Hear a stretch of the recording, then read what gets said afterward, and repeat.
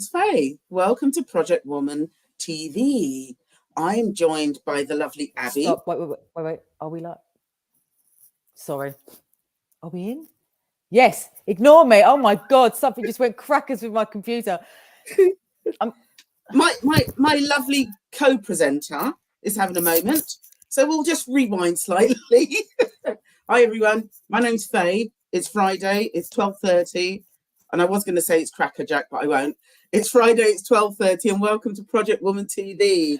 Today, the lovely Abby, who's going to introduce herself in a moment, and we're going to have quite an interesting discussion, I think. I love talking to Abby because we come from it from two different perspectives. We agree on some things, but we have different points of view. So I'm going to pass you over to lovely Abby. Say your piece, Abby, now. I said a bit of my piece before I came on. Had to vent a little bit of frustration, but that is the crux of what I believe to be about female health. You've got to let it out, express it so that you don't end up emotionally volatile. That's another conversation. I'm Abby. Welcome to this space. Awesome humans, women, females, humans with wombs, whatever you resonate with. There is this wonderful energy that comes from the womb, which is what we want to talk about. From the woo-woo to the not woo-woo. I mean, but what does that even mean? As far as I'm concerned, that is again the patriarch saying, don't believe in it. Shut yourself off. We are here to discuss the 5% increase. What is that, you say? Isn't that about business and money? No. We're talking about the 5% increase in the belief that menopause is a taboo subject. We spoke to the wonderful Rebecca Brown of Empowered last week, and she shared this stat with us. And so I'm always curious to go a little bit deeper. Yes. My thought process is, where is this stat come from?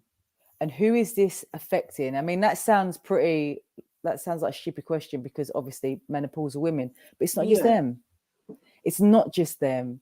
This is the women before the menopause. We're talking about young women going through puberty. We're talking about menstruating women, and we're talking about perimenopausal and menopausal women, because it's a drip-feed conversation. If young women believe that menopause is a taboo subject, that's the imprint they're going to carry all the way up until that point, so that when they get to that point, it's a catastrophe because they believe it to be. What do you think, I think there's so many factors to this. One of the things that has been said to me repeatedly when I go and talk about the menopause, whether it be in companies or go and speak at a different function, the younger generation are kind of in two camps a bit. They're a bit like, oh my God, that was really informative, that was really interesting. Or they go, I'm scared. And I think to myself, why are they scared? Because our generation, are standing up talking about it so they can be informed. And I think the big surge of women, of us and other like-minded women that we speak to and interact with, all talking about the menopause, all setting up businesses and doing different things, it's been like a massive avalanche. If you think, it's like a tsunami of women standing up and going, I'm going through the menopause, I get angry, I get this, I get that, I get this. And you and I have touched upon this before, that, do you know what? It can be a bit tough, but can we give it a little bit more of a positive spin and a little bit more of an embracing of this is who you are as a woman and what you're going through, and you can come out the other side, or you can ride it in a relatively healthy, okay way. But I think the amount of women over the last few years that have stood up and voiced it has freaked a lot of other women out. And I find that quite interesting. And I also think, my own personal opinion, in terms of it being taboo, I think certain cultures, and I speak from a Black perspective, which a lot of them are still, a lot of them have very much religious beliefs, regularly go to church and such forth. Talking about the menopause is not the done thing. Deal with it. It's a sin, isn't it? You've got a vagina, it's a sin. Yeah, it's a sin. Like, you bleed every month. It's just like, don't need to tell everybody that. But I think Where's your dignity? God damn it! But I think there's loads of different factors. I think, yeah, that I do think all of us standing up en masse is a plus because it is now out there in the wider domain.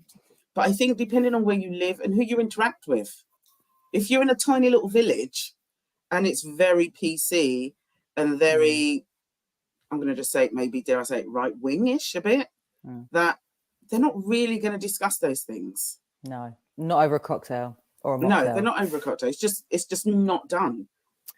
Do you know what? So when you were saying that, this avalanche of conversation about the menopause, totally get it. And that's what it can feel like, isn't it? It's coming from a menstruating perspective, even though I know that I'm coming into perimenopause because my cycle is changing. Everyone's talking about the menopause, but no one's talking about actually what it is. And what I mean by that is all we hear is what you said, Faye, is the symptoms. But what is it? What is menopause? And what I have garnered from, for me, the Red School has been a massive, I say education, but the way I see it now, it's a remembering, because I truly believe that every cell in your body knows how to menopause. It knows how to menstruate. It knows how to be well. Yeah. It's the environment that is creating the conflict. So the Red School reminded me of my menstrual cycle and what it actually was, which then taught me about the menopause and opened up this doorway that it's part of life. Yeah. It is a life experience, and life for me is exciting. It's wonderful. It is full with adversity and challenge. Yeah. But because I know how healthy that I am, because I've invested in it, that becomes more manageable. It's not such a catastrophe. Yeah. So when you don't know what something is, or even that it exists, that's the taboo, right? That's the scary thing. That's what creates the issue, because you don't know what it is. And then you start making all this stuff up in your head. But I think from my own point of view, it's more than that, though, because I'd kind of come to terms with not having children. So the whole menopause and losing my periods and all the rest of it, though I had period for the first 5 years of my perimenopause, regular as clockwork. So that to me is another taboo, like, oh, your period stopped. That's not true in my case. But I think the taboo for me when I started was how I was going to be perceived. I was worried how people looked at me and what people thought of me. And I think because mentally I wasn't old, and my perception, my own personal perception of the menopause was, oh, past it, over, life, done, finished, see you later, bye. That was my perception. So starting it, knowing that's not who I was, it then became taboo because I didn't want people to think of me like that. How did you see? So this is the curious perspective, isn't it? So how did you see yourself? So you said you saw menopause as over the hill, past it, done. How did you see yourself at that time? I saw myself as, and again, I think it is about people's circumstances, because I was 45 when I had my first hot flush. I'd spent the last 5 years dealing with accepting that I wasn't going to have a birth child, dealing with my mum having cancer for the first time. So that was an initial shock. So those last 5 years was a shit show, a complete and utter shit show. The next 5 years were a shit show as well. But that part there, when I started, I was young. I was like, right, I'm going to start doing shit. I'm going to get stuff done. I want to live a life. I want to do this, I want to do this, I want to do that. I was young and I just started a brand new job. I was supporting the CEO. I was at the pinnacle of my career.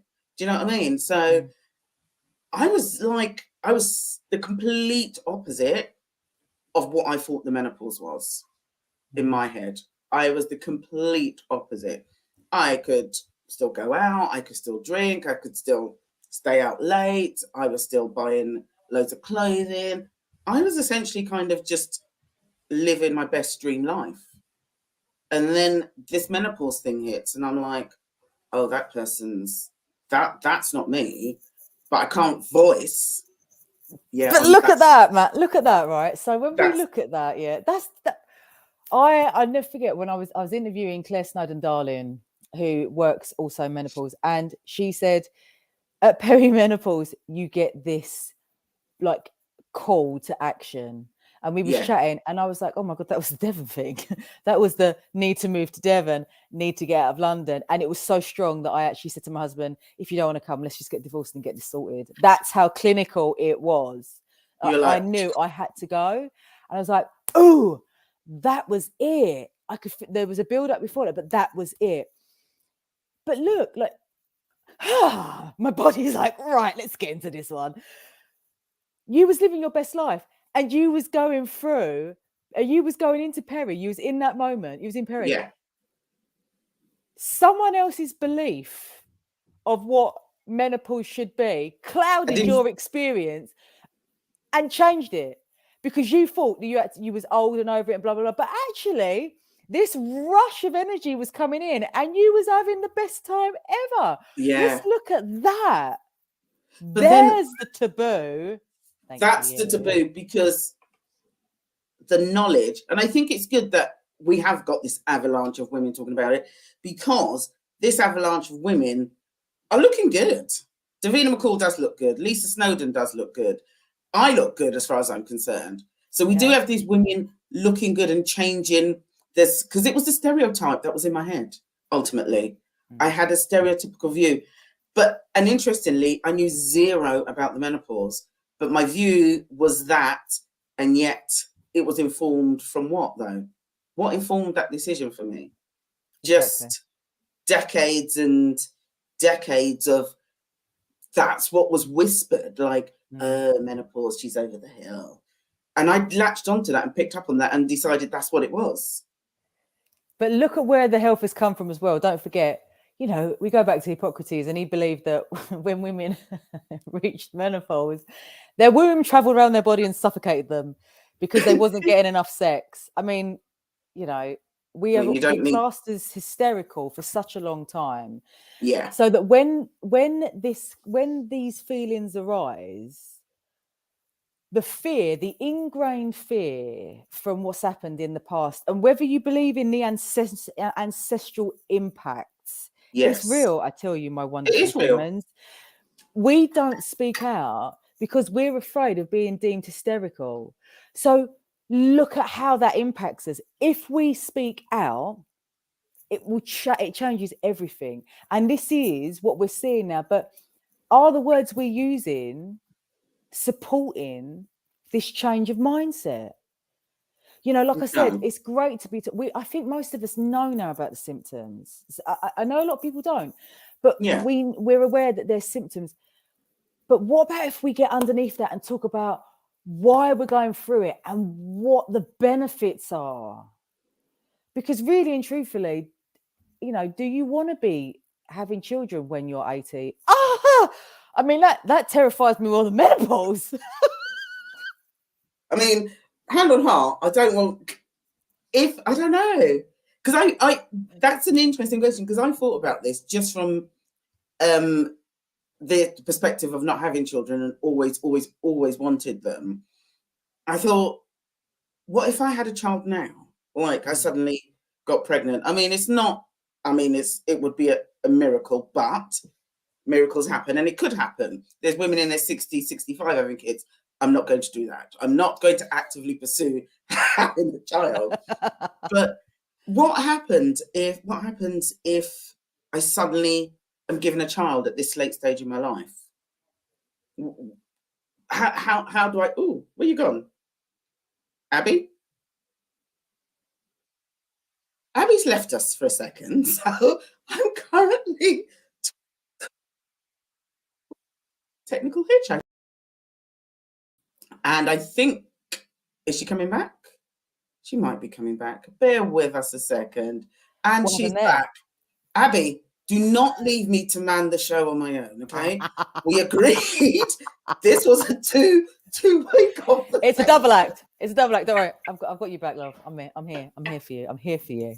I'm here for you. Just want to say hello to Victoria. Thank you for joining us, darling. It's good to see you here. Any comments, please pop down. I'm hoping that I will receive comments and not turn us off. That would be amazing. Anyway, back in the room. Oh my God, back. I love that. I think we should call this the womb room, by the way. We're back in the womb room. Yeah, we are back in the womb room. So if I can continue. All right, let's backtrack to what you said about you were 65 and you're not going to have a child at 65. No, I'm not going to have a child at 65. But I do think the whole perception of it's a positive thing is, I'm not sure if I would use the word positive, but I would maybe intercept it with more of a, let's be more accepting of what's going on with our bodies and our lives. And it's really weird because I'm trying to think back, and it's funny, I'm going to be a guest on a podcast soon, a lady, and I can't for the life of me remember her name, but she chats about periods. Well, that's going to be a great podcast. Yeah, sorry. So apologies, whoever you are. I can't think of her name just yet. Right, reach for every supplement you've got now. Wake the rain up. Where's your fish oil? Come on, start tapping. She's done a book on periods and kind of what are our memories of them and stuff. And I think my memory of my period, because I think I started when I was about 11 or 12, is going to be how I handled that is going to be different to how I handled the menopause.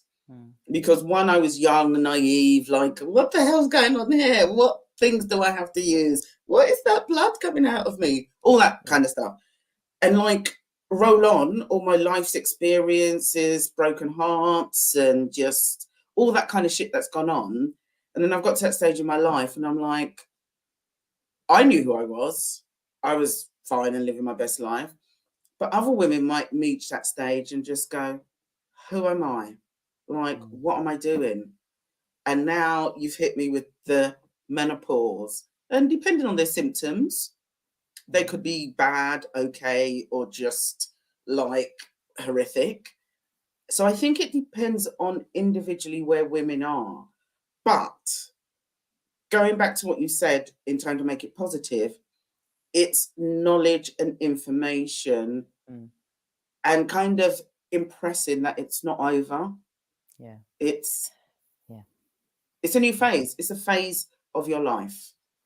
And this is why there's so many great resources out there, Project Woman being one of them, and Empowder being one of them. And oh gosh, now I need my fish oil, but there's lots out there. Yeah. The positive side of things, I know what you're saying, and I totally agree about the accepting side of things. But here's the deal. What I have learned is this is why it's so important to learn about your period whilst you have it. Because when I have sat down with perimenopausal women, more so menopausal women, it's that the rage and the grief that they experience is saying goodbye to something they never said hello to. Mate, that hurts. If to not know a side of myself, my period has given me so much valuable information about me, my emotional health, my mental, my physical, my spiritual, all of that from a period. Phenomenal. I cannot tell you. Well, I can, but we need more time than what we've got.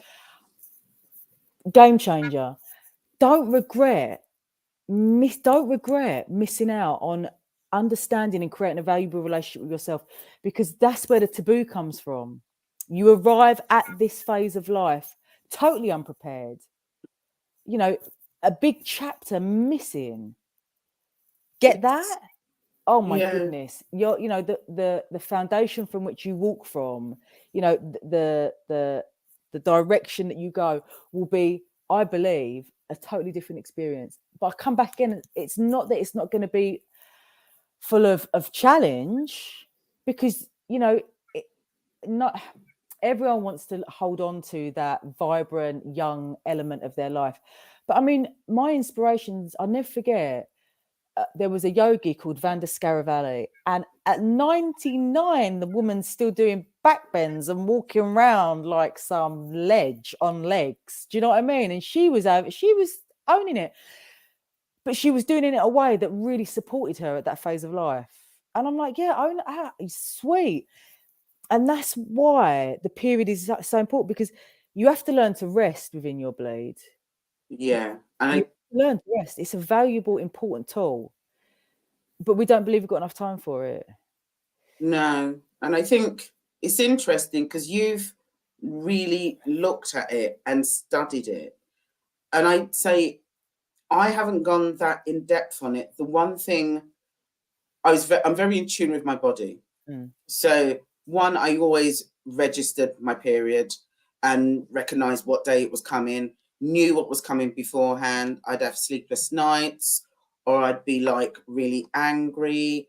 And then the day my period started, I could literally lie in bed all day and sleep. And then 3-4 days later, getting the jelly that was released and realizing I was just a horny motherfucker and anything would do. all those things. So I knew all that about my body. I knew all that.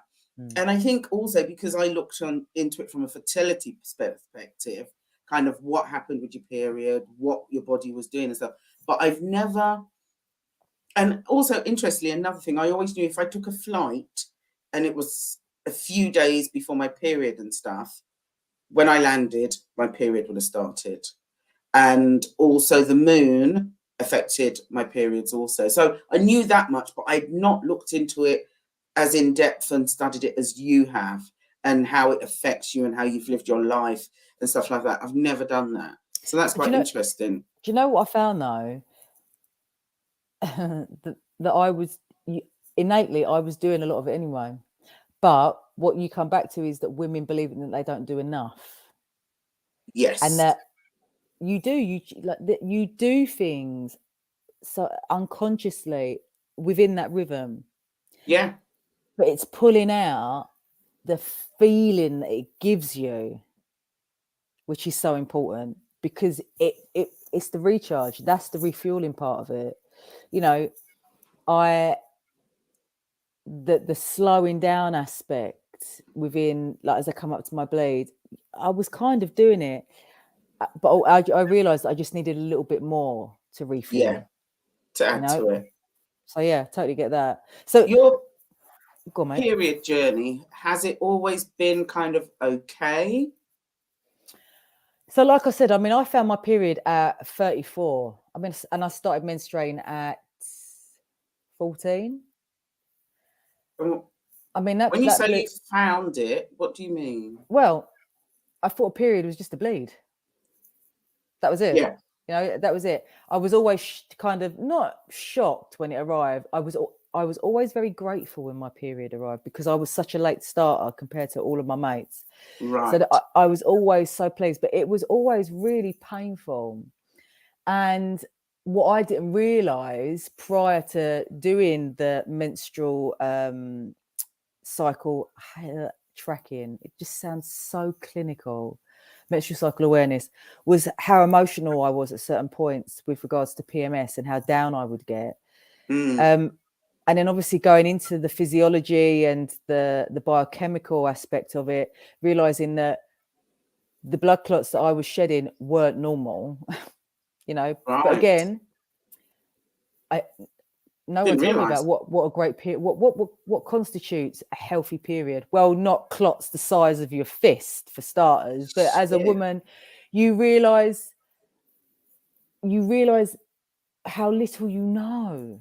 Yeah, there is definite knowledge lacking around the female body and what it goes through and what it's meant to do, what it can do, what it can't do, all that stuff. It's really interesting, because I think the menopause awareness, and maybe I'm just seeing it more and it's always been there, but I feel like the menopause awareness is definitely shining a light on the period, I can't pronounce the word, awareness. Yeah. There's certain words I can't pronounce, you'll realise that. That one. But I think I think it is, I don't know, maybe because menopause is being talked about, and maybe because more women like ourselves are looking into it more rather than just like, oh, it's the menopause. Yeah, it's fine. You're gonna have this symptom, that symptom. Take this pill, take that vitamins. So maybe because women are looking into it more, and I think being older and having the awareness to know what we want our bodies to be. Like I like meditating because it just kind of chills me out because I am normally running from A to B to C to D and all the rest of it. So and knowing that that has a good impact on my body and knowing what I fuel my body with in terms of foods and, okay, still alcohol. But yeah, what I do to it is I'm a lot more kinder to my body now. That's it. I'm more kinder to my body than I was previously. I just went into a bit of a zone then when you said I like meditating, and then for some reason in my head it came up, and I like masturbating. So we've got all the M's covered. we got menopause, menstruation, meditation, masturbation. I mean, what else? What more? And she rips her headphones out of her ears. Oh god, it's all going off today. What more could you ask for, huh? Oh, there's always more. Always more. There's always more M's to surf. We're gonna tell you what, I'm gonna miss. We'll come back to that next week. Yeah, exactly. So having the knowledge, having the freedom of choice, having the power, these are all what's gonna reduce that taboo subject. Taboo, the belief that you can't speak about it or it makes you uncomfortable. I did ask my mother-in-law actually her thoughts on this, and she said that basically the representation, the women creating the conversation around the menopause, she felt she didn't resonate with. Interesting. So it goes back to what I was saying about, because we're surrounded by that demographic of women and we've placed ourselves in that demographic of women talking about it, but there are women out there that just are not going to be talking about it. And because maybe they can't relate to us, or maybe because of their lifestyles of where they live or whatever, they just are never going to connect to us and maybe we're being too brash with it, because I'm quite open now about talking about it and stuff, and maybe they... Yeah, but you've gone down a rabbit hole, Faye. Like, you get to a point, you can't turn back. No, you can't turn back. You know how important it is. But I mean, that's a choice. That's a choice. If you don't want to talk about it, then that's fine. But are you suffering? Like, by not talking about it, are you putting up with something that you don't need to be putting up with? Are you burdening yourself with things that you don't need to be burdening? For me, I find it very easy to openly talk, like you've just said. To not have that, when there have been moments in time where I felt that I couldn't express myself, I can feel my whole body go brittle. I can feel my whole body. It feels like my body turns to glass. Yeah. I mean, that's stress coursing through every cell of my body. That's not healthy. I don't think it's healthy, but because I always like to look at the two sides, I think I don't want the menopause to be taboo, but I think we have to kind of accept and respect some women just don't want to talk about it. Some women just don't like talking about it. And some women will just suffer rather than tackle it, deal with it, accept it. They will prefer to suffer and keep it a taboo subject. And I think, obviously, you've talked about this with your husband and all the rest of it, and other women, husbands are stepping up and just going, I want to know more. I've done talks where I've encouraged men to be present and ask me questions so they can support their staff, support their any staff they might have to look after or manage. But I think there's still a massive raft of men who will not talk about it, do not want to talk about it. And this will have a knock-on effect for their wives, for their partners, whoever they're with. So for them, it is still seen as taboo because their husband will might find their periods yucky. You'd be surprised. Husbands, and they've had kids and stuff, and they still find the fact that their woman has a bleed each month. And we're not talking about any form of religion or anything. They will find it yucky and taboo, and it shouldn't be discussed. It's scary, and I want that to change. But I think there has to be an accept, because some people would see or would say that is being rammed down their throats now. This avalanche of women that have stepped up and talking about it. Some people will see it like that, just like bloody hell. All Well, again now. It's like most things in life, isn't it? A trend opens up and a lot of people jump on the bandwagon. This is where we come in to remind people that it's not a trend. Yeah, it's my life. It's part of a woman, a female, a human with a womb's rite of passage. And I always find this really curious. It's the same as when talking about people, we don't talk about it. I don't want to talk about it. I don't want to talk about it. Or softly, I don't want to talk about it.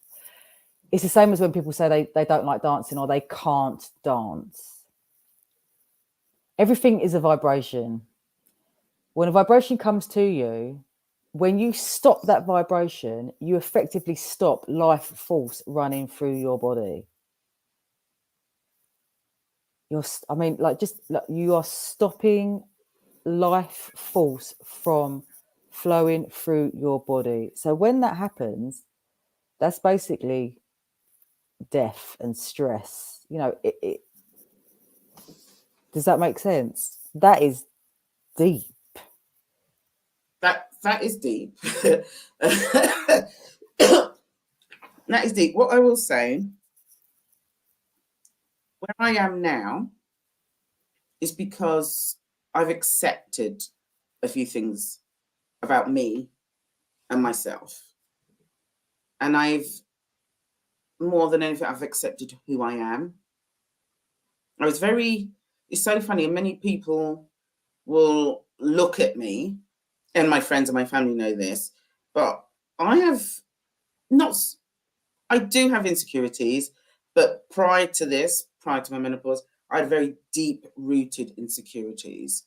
Like, I had a facade, and behind the facade was a very different woman. And over the last few years, I've learned to accept who I am. And as a consequence, I'm a lot happier. Did that come from the menopause? It came from a combination of things. It came, I would put it down to 1, the menopause, and in no particular order. 2, losing my mum. 3, I've got siblings, but my father's passed away when I was about 10. So my mum brought us 4 kids up on her own. And I remember when she died, just feeling like an orphan. And also being single, like, I have to do everything on my own. I have to look after myself. And also a few life hiccups that happened. And I thought, okay, I'm doing me now, and everyone else can go swing. And that is the literal sense. But it was very much like, I matter. I need to look after me. I'm okay. I'm an okay person. Did you ever, though, at one point when you realised that you're going through menopause, go, I don't want to talk about this. I don't want it in my life. I don't want to talk about it. Yeah. Did you? How did that feel? It was horrible. And I would say the first year where I wasn't so much in denial, but I just never told anybody. Told my friends, asked my mum, and she was just like, oh, I can't remember. Like this. And I was like, oh, thanks. That really helps me a lot.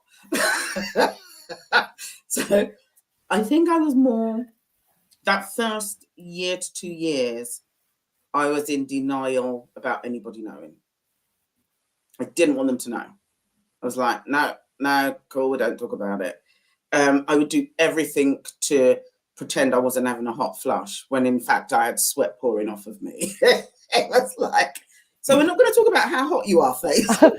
Really? I'm really cold. Sweat, sweat, sweat, sweat, sweat, sweat. In fact, I'm heating up. It's fine. Hey, you might want to take your cardigan off. No, it's fine. I'll keep it on because it was hiding the sweat patches. It's fine. I'm sweating like anything. I'll keep the cardigan on still. No, it's fine. It's fine. It's okay. Wait, you sure Anyone got a hat for Faye? Anyone got a woolly hat? Let's just pile it all on here. It was like It's like a metaphor for life, though, isn't it? Really? I mean, Yeah. I'm just layering this shit on. Just give me more heat. Exactly. And I think sometimes you just have to voice things. And by me voicing, I'm going through the menopause, I'm voicing me. And I'm voicing it as in, this is who I am. Like, just accept it. Don't accept it. Fine. See you later. Bye. But me voicing, I am going through the menopause was actually quite empowering, scary, very, very, very scary, because I was opening myself up to a taboo and a myth which had entrenched itself in me.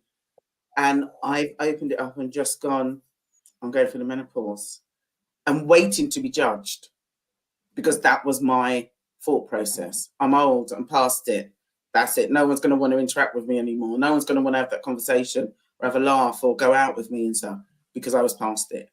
So you just said like 2 words there, taboo and myth. I'm like, that's like soul food. That's like soul food. Look at the taboo that has arisen globally, maybe even to the far outreaches of Mars. The myth that is created. We're not being told the stories like we used to. You know, there was so much in regards to the wisdom that came from these wonderful stories we used to receive. We don't have that anymore. We are guessing. Not only that, we have been guessed upon with our health. Female health has been abused throughout the ages, you know, and you can turn your head away from this as much as you want, but it's truth. Read Unwell Women, phenomenal, by Eleanor Cleghorn. Yeah. It is phenomenal. This is where it's all become distorted. But you broke down the myth. I love it when you said, I felt empowered. I was scared, but I was empowered. Yeah. Because I stepped out my comfort zone to actually, because as I think many women do, I built this cocoon around me, which was my defense mechanism. This was my safe place where I adopted certain ways of thinking. I said certain things and I portrayed a certain way out to the world. But that was kind of my cocoon. And by pulling that cocoon down and going, okay, with the menopause, do you know what I mean? It's like breaking down my own personal barriers. So I think where women still find it taboo, or even the fact that so many women are talking about it, I can see why there might be an increase in women thinking it's taboo. Because we're kind of knocking on their own defenses, their own thought processes, and they will struggle with that until they are ready. And they might never be until they are ready to accept what is happening within them, within their heads, within their bodies. It will always be a taboo for them. I think like this is a great way of pulling the conversation to a close, Faye. You know, when you're ready, you know, there are spaces out there for you to unravel the belief that it's a taboo. But why get to your deathbed and look back and regret not fully indulging in what is your birthright? You know, no regrets. Just accepting the knowledge that is there. You don't have to go skipping down the high street singing naked. No, that's fine. I mean, if you want to, that's fine. But But it's just accepting things. And yeah, I think there's so much around it: circumstances, beliefs, your environment and stuff. But if you are ready, you can be ready quietly. You don't have to sing it out loud. Yeah. So your girlfriends or your husband might disapprove, but do something for yourself. Do something for you that will make you feel good. Yeah, absolutely.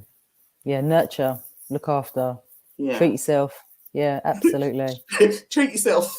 Treat yourself. Such an extent saying. You can Treat yourself, love. Treat you yourself. can take the girl out of London. Can't say London, that girl. Oh no. Oh my And God. I wouldn't I want think that was to a be that. really interesting conversation. I loved it. It was always good to see you, love. And just to remind you, we are back next Friday, 12:30. This is our time. This is our time. And if there's anything you want us to chew the cud, so to speak, over, give us a shout. Drop us a message. We're both on Instagram. And there is Project Woman TV on Instagram. So just drop us a message and tell us what you think. Song choice, though. We didn't mention it at the Song start. choice for today is going to be Shalimar, Take That to the Bank. Oh, I love it. I love it. Take That to the Bank. So I've got to get it up because I can't pronounce it. It's called Kinvor. I've just found it. A friend introduced me. Is it classical music? I suppose you would say that. But Marazion, their first song, I tell you what, it is an absolute Is it uplifting? cracker. Oh my goodness. I put it on this morning. I said to everyone, do not turn anything on. I just need to listen to this. And it just floated through. And I done a little bit of like, yeah, shake it Movement. out. Woo! And it's just amazing. So I'll share both songs underneath this and we'll see you next week, peeps. All right. Nice one, guys. See you later. Have a good See ya. weekend. Bye.